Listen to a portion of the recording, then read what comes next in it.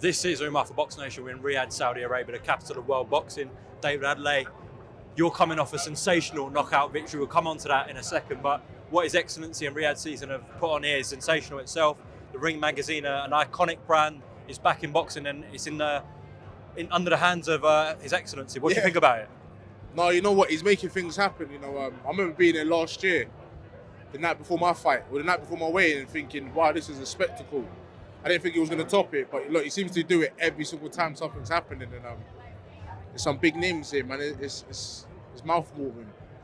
Like, he's done across all weights, really, put so much into boxing, but especially in the heavyweight division, which is music to your ears. Yeah, man. The heavyweight division is a lustrous division. Everybody wants to see it. I think that's why this fight on Saturday is going to be so big, because it's what they expect. It's knockouts.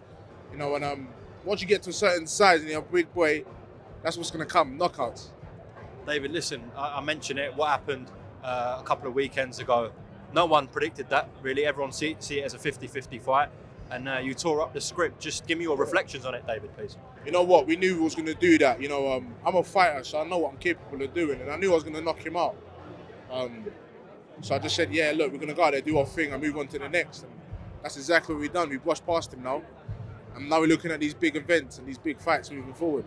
Certainly. I mean, you got British boxing talking, but I know your ambition is to get world boxing talking one day. That's it for you, David. Exactly that, man. You hit the nail on the head. And my aspirations are big in British boxing. So I think, the goal for 2025 is to get in the ranking of the belt organisations in the top 15 and start pushing on. Hopefully I can get a world title shot soon.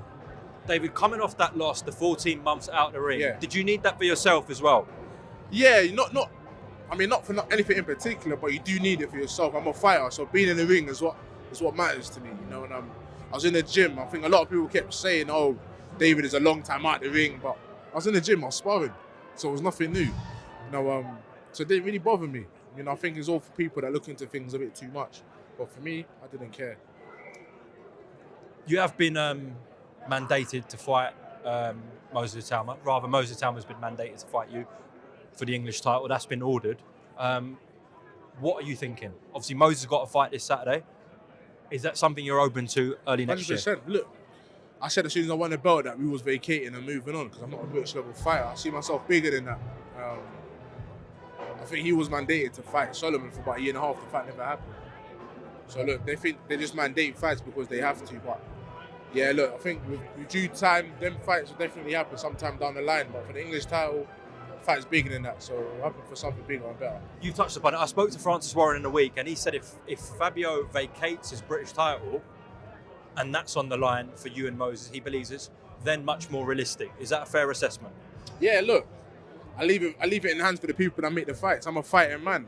My job's to fight anyone. I say it time and time again. You give anyone a pair of gloves and get in the ring with me, I have it out with them. So look, there's other fights to be made. I got a jiu-jitsu in 2025.